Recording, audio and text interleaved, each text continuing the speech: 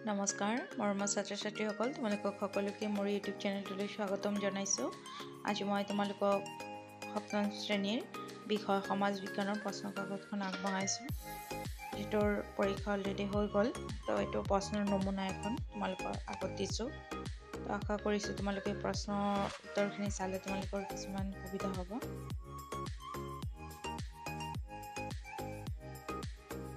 বাকী ছাত্ৰ ছাত্ৰীসকল, মই তোমালোকৰ বাবে প্লে'লিষ্টটো বিভিন্ন ছাবজেক্টৰ বিষয়ত ভিডিঅ' বনাই ৰাখিছোঁ। যদি তোমালোকৰ কোনো ছাবজেক্টত অসুবিধা হয় সেইবিলাকো তোমালোকে চাবা। আৰু ইমান দিন মই মেথৰ ভিডিঅ'সমূহ আপলোড কৰা নাছিলোঁ, তো আজিৰ পৰা মই তোমালোকক লাহে লাহে মেথৰ ভিডিঅ'খিনিও দি থাকিম। তোমালোকে মেথখিনিও ইয়াৰ পৰা চাই ল'ব পাৰিবা দেই।